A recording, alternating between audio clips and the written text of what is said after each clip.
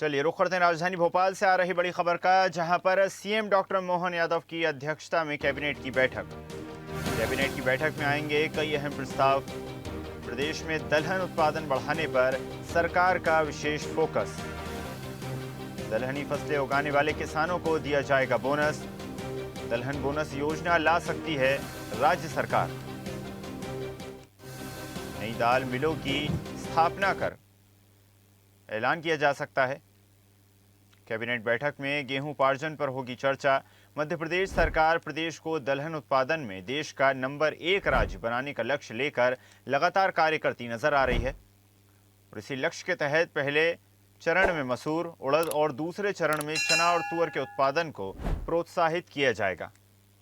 मंत्रालय में दोपहर बाद कैबिनेट की अहम बैठक। मध्य प्रदेश की कैबिनेट आज बैठक का आयोजन किया जाएगा और ये बैठक मुख्यमंत्री डॉक्टर मोहन यादव की अध्यक्षता में मंत्रालय में आयोजित होगी। दोपहर बाद सीएम मोहन यादव मंत्रालय पहुंचेंगे। आज की कैबिनेट की बैठक में कई महत्वपूर्ण प्रस्तावों पर गहन चर्चा की जाएगी। इसके बाद कई प्रस्तावों पर मंजूरी की मोहर लगाई जाएगी। इसके पहले पिछली कैबिनेट बैठक में मुख्यमंत्री डॉक्टर मोहन यादव ने अपने संबोधन में कहा था कि प्रदेश में गेहूं उपार्जन का लक्ष्य 78 लाख मीट्रिक टन से बढ़ाकर 100 लाख मीट्रिक टन किया गया। स्लॉट बुकिंग की अवधि बढ़ा दी गई है। आज की बैठक में गेहूं की स्थिति की समीक्षा भी होगी। चलिए खबर पर अधिक चर्चा करते हैं। News head digital Aniruddh Sonone हमारे साथ जुड़ गए हैं।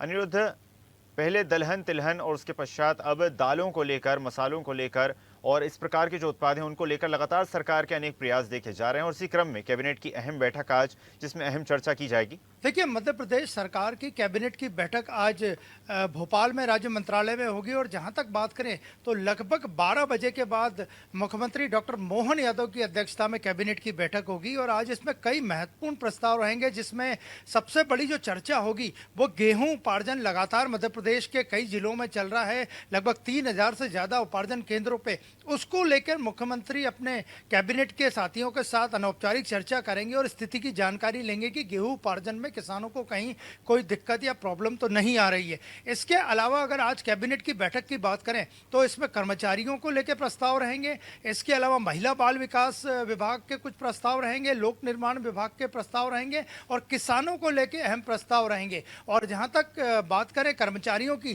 तो मध्य प्रदेश सरकार कर्मचारी स्वास्थ्य बीमा योजना को लागू करना चाहती है और ये प्रस्ताव जो है कर्मचारी स्वास्थ्य बीमा योजना का, जब कमलनाथ मुख्यमंत्री थे उस वक्त भी आया था और शिवराज सिंह चौहान मुख्यमंत्री थे उस वक्त भी आया था, लेकिन ये लगातार टलता रहा। तो आज इसको लेकर, कर्मचारी स्वास्थ्य बीमा को लेकर एक महत्वपूर्ण प्रस्ताव लाया जा सकता है, जिसकी अगर मंजूरी मिलती है तो इससे कर्मचारियों को खासकर स्वास्थ्य के क्षेत्र में काफ़ी फायदा होगा। इसके अलावा बात करें तो सरकार आज कर्मचारियों पर जो 2 संतान वाला जो कानून बना हुआ है उसको समाप्त करने का कोई प्रस्ताव ला सकती है।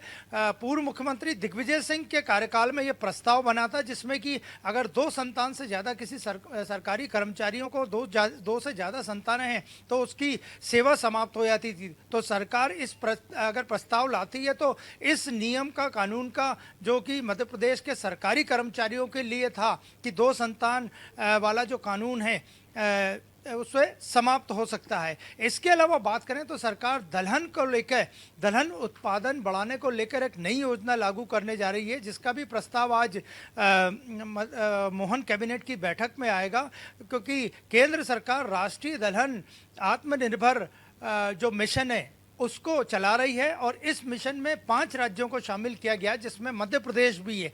तो दलहन उत्पादन बढ़ाने के लिए नई योजना सरकार एक प्रस्ताव के माध्यम से कैबिनेट में लाएगी और उसे मंजूरी मिलेगी, क्योंकि केंद्र सरकार 2030-31 तक जो देश में दलहन का उत्पादन है वो 242 लाख टन से बढ़ाकर 350 लाख टन करना चाहती है। तो इसमें मध्य प्रदेश महत्वपूर्ण है। इसके अलावा कई दाल मिलों की भी स्थापना की जानी है, इसका भी एक प्रस्ताव आएगा और लगभग 5 दाल मिलों के जो नई दाल मिलों की स्थापना होनी है मध्य प्रदेश में, उसके प्रस्ताव को भी आज मंजूरी अगर आता है तो मिलनी तय है। अनिरुद्ध, जिस प्रकार सरकार ने कई बार ये ऐलान भी किया है और कई घोषणाएं पहले भी की जा चुकी हैं किसानों को लेकर, और साल 2026 को कृषि वर्ष के रूप में भी मनाया जा रहा है, तो माना जा सकता है उसी क्रम में सरकार की एक और कोशिश, एक और पहल जी बिल्कुल, जहाँ तक दलहन उत्पादन की बात करें तो इसे बढ़ाने की जो नई योजना आएगी उससे निश्चित ही मध्य प्रदेश के जो दलहन उत्पादन वाले किसान हैं उनको फ़ायदा मिलेगा। देखा जाए तो धान की कटाई के बाद खेत खाली रहते हैं और जो खेत खाली रहते हैं सरकार चाहती है कि उसमें भी उत्पादन हो, किसानों को फ़ायदा हो, किसानों की फसल लगे, किसानों की फसल बिके।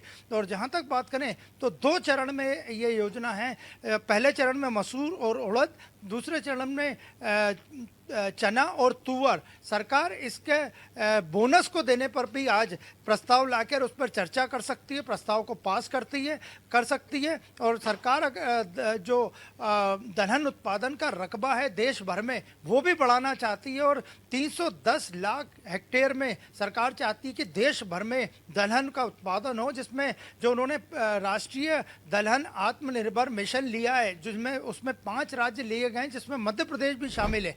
तो दलहन उत्पादन की दृष्टि से जो 5 राज्य हैं उसमें मध्य प्रदेश भी है और आज की जो कैबिनेट की बैठक होगी उसमें दलहन उत्पादन बढ़ाने के लिए नई योजना लाना तय है। इसका एक प्रस्ताव आएगा और प्रस्ताव को अगर मंजूरी मिलती है तो मध्य प्रदेश अगले कुछ वर्षों में दलहन उत्पादन के क्षेत्र में एक नई क्रांति लिखता हुआ नजर आएगा।